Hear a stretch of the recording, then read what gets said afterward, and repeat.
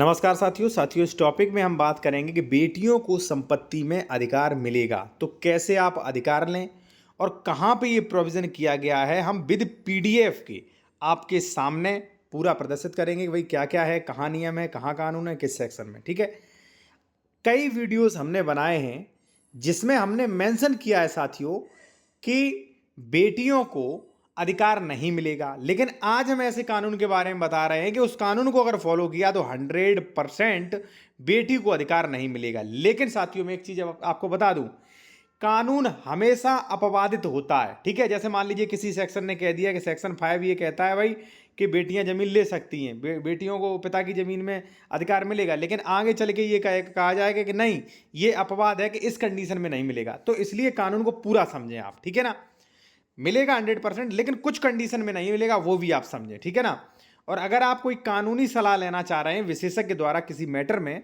तो हमारा contact number video की डिस्क्रिप्शन में ये यहाँ पे भी दिखा गया है। ठीक है, आप व्हाट्सएप पे मैसेज कर सकते हैं, वहाँ पे फीस बता दी जाएगी, फीस पे करके आप बात कर सकते हैं। कई लोग जो है कमेंट्स में नंबर मांगते हैं, इसलिए मैंने आज डिस्प्ले पे लगा दिया है। ठीक है, आप स्क्रीनशॉट भी ले सकते हैं। ठीक है, ध्यान रहे डायरेक्ट कॉल ना करें, व्हाट्सएप पे मैसेज करें। अब देखिए कब मिलेगा अधिकार। ठीक है, आप सबसे पहले ये देख लीजिए कब अधिकार मिलेगा। ठीक है ना, संपत्ति में बेटियों को।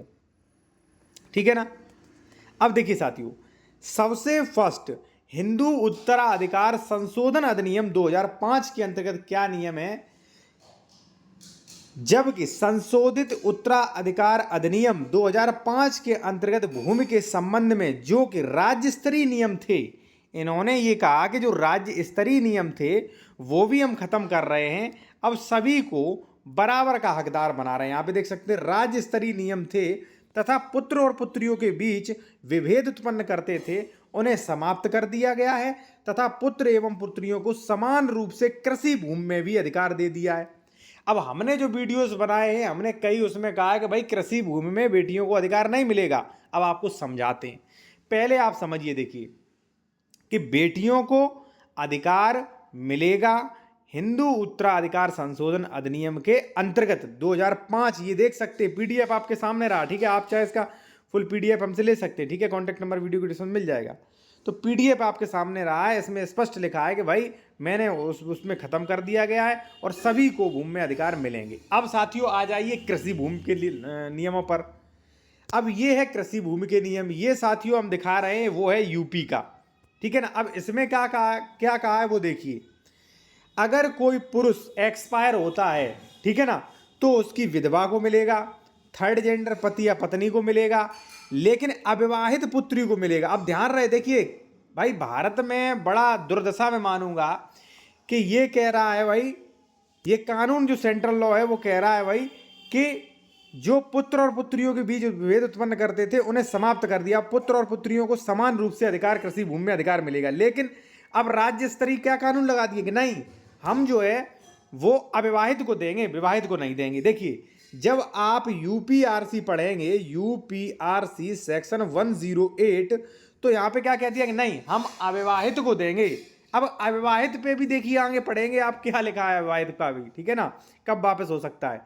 तो भाई इन्होंने क्या कहा है, प्रथम वर्ग, जैसे मान लीजिए कोई ए व्यक्ति खत्म हुआ तो उसकी जमीन विधवा को मिलेगी, थर्ड जेंडर पति या पत्नी को मिलेगी। मान लीजिए कई लोग जो है थर्ड जेंडर भी होते, ठीक है ना, अविवाहित पुत्री को मिलेगी, उसकी थर्ड जेंडर कोई संतान है उसको भी मिलेगी, पुत्र यानी कि पुत्र को मिलेगी, पुत्र एक्सपायर हुआ तो पुत्र के पुत्र को मिलेगी। ठीक है, अब अविवाहित शर्त लगा दी है तो यानी कि विवाहित नहीं आएगी। ठीक है ना, अब देखिए क्या क्या है, तो इसमें जो है फर्स्ट क्रम में ये आ गए।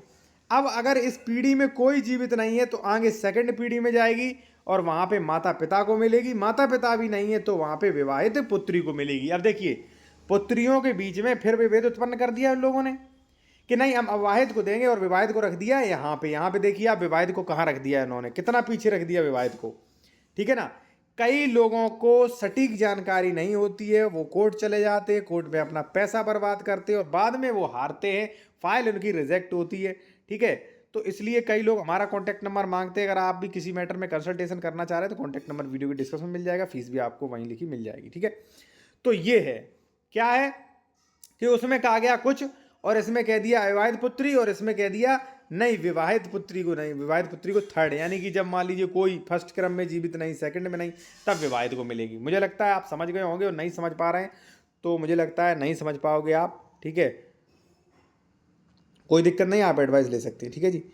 अब देखिए आगे और कुछ और कह दिया है इन्होंने 109 धारा में कि स्त्री वारिस के नाते विरासत में हित प्राप्त करने वाली स्त्री का उत्तराधिकार। इन्होंने कह दिया है कि अगर मान लीजिए किसी स्त्री ने विरासत में हक प्राप्त किया है तो उसके बारे में ये एक सेक्शन बोल रहा है। जैसे मान लीजिए आपकी मम्मी जी हैं या आपके बहन हैं, ठीक है, उन्हें आपके पिताजी या किसी व्यक्ति से विरासत में मिला है, तो फिर ये प्रभाव लागू होगा। क्या कह रहा है ये कि इस संहिता के प्रारंभ होने के पूर्व या पश्चात कोई स्त्री जोत में यानी कि कृषि भूमि में पुरुष भूमिधर आसामी या सरकारी पट्टेदार का हित विरासत में प्राप्त करे। ध्यान रहे, कोई जोत है, सरकारी पट्टा है और वो एक्सपायर हो गया, फिर उसने स्त्री ने विरासत में प्राप्त की। कई बार ऐसा होता है, जैसे मान लीजिए आपके दादा एक्सपायर हो गए तो भाई विरासत में आपकी दादी को मिलेगी, ठीक है, विरासत में आपकी बुआ को भी मिल सकती है। तो उन्होंने क्या कहा है, विरासत में प्राप्त करे, और ऐसी स्त्री की ऐसे प्रारंभ होने के पश्चात यानी कि ऐसे अधिकार प्रारंभ होने के पश्चात मृत्यु हो जाए। मान लीजिए मैं एक स्त्री हूं, ठीक है, और मुझे मेरे पति जो थे वो एक्सपायर हो गए, मुझे हिस्सा मिल गया, मैं उनकी विधवा हूं, मुझे मिल जाएगा भाई, ठीक है।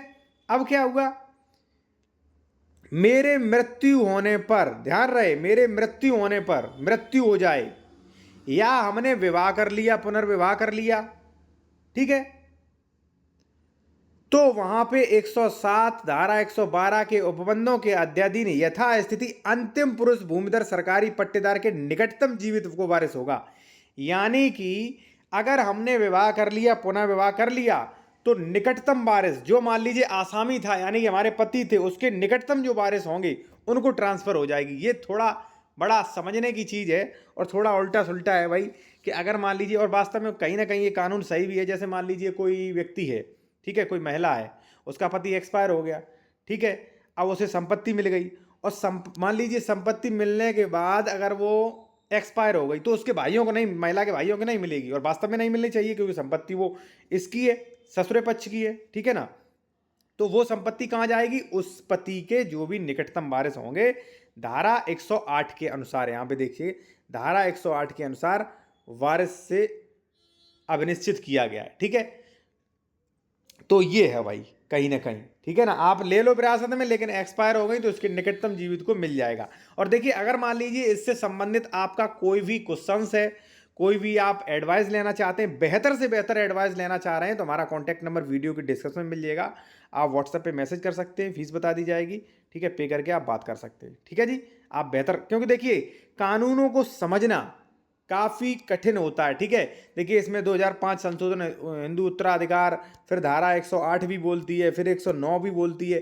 तो मैटर किसका कहाँ जाएगा, क्या अधिकार है, तो वो आपको अच्छे से समझ में आ जाएंगे। आपको एक दिन में कुछ नहीं समझ में आएगा ऐसे, ठीक है। और जो लोग समझने वाले होंगे वो समझ गए होंगे अच्छी तरीके से, ठीक है जी। धन्यवाद।